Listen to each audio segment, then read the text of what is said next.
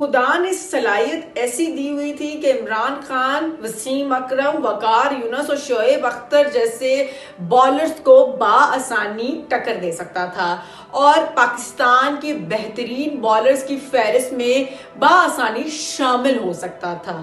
ایسی ایبلٹی تھی کہ بال کو ایک ہی وقت میں سوئنگ بھی کر سکتا تھا اور سپن بھی کر سکتا تھا۔ آپ کو بتا دوں کہ بال اس کے اشاروں پہ ایسے ناچتی کہ جب وہ گراؤنڈ میں بالنگ کرنے اترتا تو سچن ٹنڈولکر اور رکی پونٹنگ جیسے بیٹسمین بھی اس کے سامنے بیٹنگ کرتے ہوئے تھر تھر کانپتے تھے۔ کیا آپ اس کے نام تک پہنچے ہیں یا نہیں؟ پہنچیں گے بھی کیسے جب ایک شخص سب کچھ ہونے کے باوجود بھی خوش نہ ہو اور اپنے ابھرتے ہوئے کریئر اور شہرت کا اپنے ہی ہاتھوں سے گلا گھونٹ دے تو اس کو دیکھنے اور چاہنے والے لوگ نہ ہی اس کو زیادہ دیر تک یاد کر سکتے ہیں اور نہ ہی اس کا بچاؤ کر سکتے ہیں۔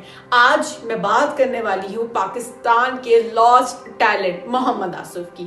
السلام علیکم، میں رانیہ جاوید اور ویلکم کرتی ہوں اپنے شو پچ می پاکستان کی نئی ایپیسوڈ میں، جس میں ہم بات کریں گے محمد آصف کی ہیرو سے زیرو تک کی کہانی۔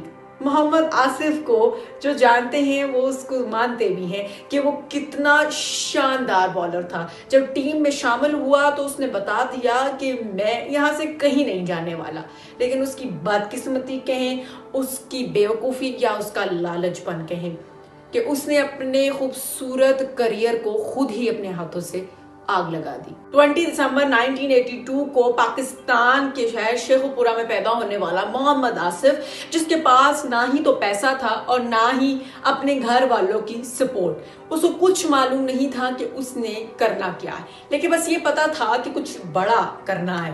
اس لیے اس نے کرکٹ کی دنیا میں قدم رکھا۔ قدم تو اس نے ایز اے بیٹسمین رکھا تھا، پر بیٹنگ کرتے ہی اس کو معلوم ہو گیا کہ میرے لیے بیٹنگ تو نہیں بنی ہوئی ہے، اس لیے اس نے اپنی قسمت بالنگ پر آزمائی، اور کیا قسمت اس نے اپنے ٹیلنٹ سے چمکائی۔ اس کے گھر والے اس کے اس کریئر سے بالکل بھی خوش نہیں تھے اور وہ یہی چاہتے تھے کہ یہ زندگی میں کچھ اور کرے۔ اس نے آغاز تو قائد اعظم ٹرافی میں کھیل کے کیا تھا، جس میں اس نے سب کو حیران کر دیا تھا۔ ڈومیسٹک کرکٹ میں تو محمد آصف نے اپنا سکہ بآسانی جما لیا اور اس کا آغاز انہوں نے قائد اعظم ٹرافی سے کیا تھا۔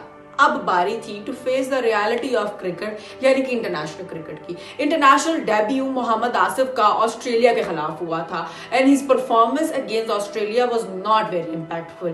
یس، the harsh reality of international cricket hit Asif badly کہ ان کو ٹیم سے ہی ڈراپ کرنا پڑا۔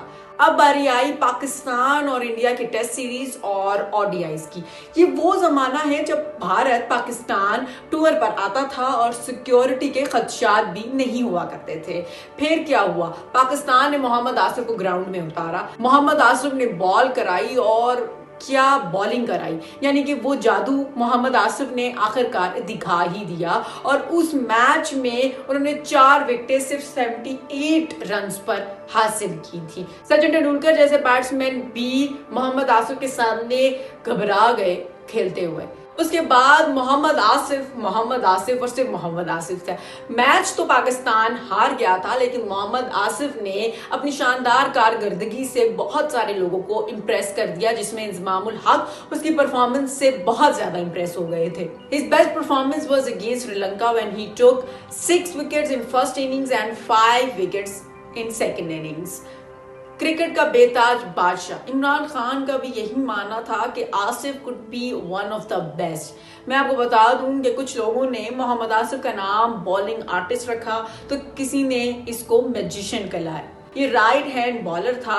میں آپ کو بتا دوں کہ محمد آصف نے اپنے کریئر میں ہاشم آملہ، AB ڈیویلیئرز، الیسٹر کوک، رکی پونٹنگ، سمتھ جیسے بڑے بلے بازوں کو آؤٹ کرنے کا اعزاز اپنے نام کیا تھا۔ ساتھ ہی ساتھ شعیب اختر بھی کہتے تھے کہ I have never seen a magician like him، یعنی کہ جہاں پہ کریئر عروج پر تھا سب لوگ محمد آصف کو داد دیتے بغیر رہ نہیں پا رہے تھے، اور فینس دن بدن محمد آصف کی بالنگ کو دیکھ کے پاگل ہوئے جا رہے تھے۔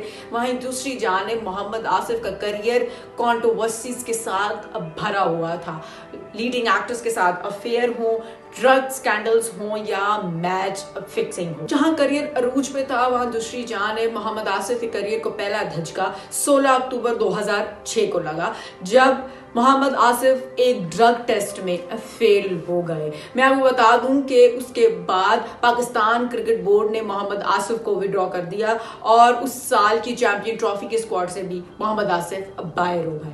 दूसरा धचका तब लगा जब 2008 में मोहम्मद आसिफ को दुबई एयरपोर्ट पर रोक दिया गया क्योंकि उनसे ड्रग बरामद हुई थी, जिसके बाद वो दुबई से लाइफ टाइम के लिए बैन हो गए। मैं आपको बता दूं कि इन दो कंट्रोवर्सीज के बावजूद भी मोहम्मद आसिफ का करियर फिलहाल तक ट्रैक पे था और शाइन कर रहा था।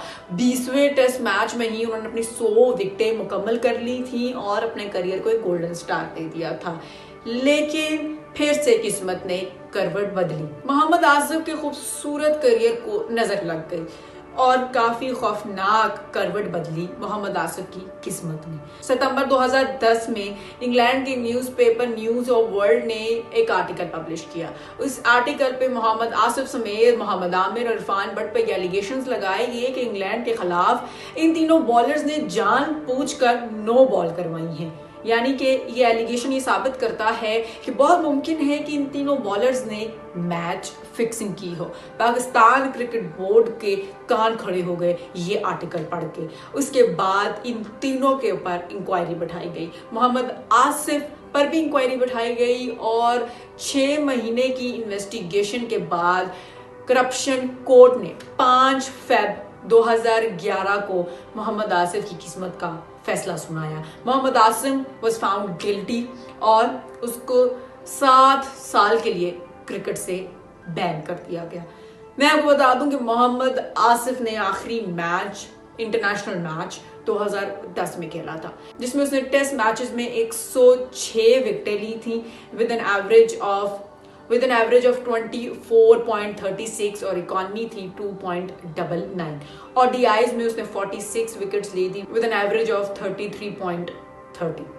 और इस तरह मोहम्मद आसिफ का खूबसूरत करियर इख्तिताम को पहुंचा। अब हम इसको उसकी बदकिस्मती कहें, उसकी लालच कहें या उसकी बेवकूफ़ी कहें या ये कहें कि उसके करियर को नज़र लग गई थी, तो मुझे लगता है कि इनमें से कोई भी बात गलत नहीं है। जब इंसान को थोड़ा मिलता है तो ये इंसान की फितरत है कि वो उससे ज्यादा की चाह करता है और उसकी ज्यादा की चाह में वो हमेशा गलत रास्ता चुन बैठता है। और इस तरह मोहम्मद आसिफ के खूबसूरत करियर का इख्तिताम हो गया। हम मोहम्मद आसिफ की बदकिस्मती कहें, उसकी बेवकूफ़ी कहें या उसकी लालच कहें, मुझे लगता है कि उन तीनों में से कोई भी चीज़ गलत नहीं होगी। वीडियो का मैं इस नोट पर इख्तिताम करना चाहूंगी कि जब इंसान के पास थोड़ा होता है तो वो ज्यादा की चाह करता है और ज्यादा पाने की कोशिश में वो हमेशा गलत रास्ता चुन बैठता है, जिसके बाद वो बहुत बड़ा नुकसान उठाता है, जैसे मोहम्मद आसिफ ने किया। तो जी नाज़रीन, आज के लिए इतना ही। मैं मिलूंगी आपसे अगली वीडियो में, तब तक दे मुझे इजाजत। अपना ख्याल रखें। अल्लाह हाफिज।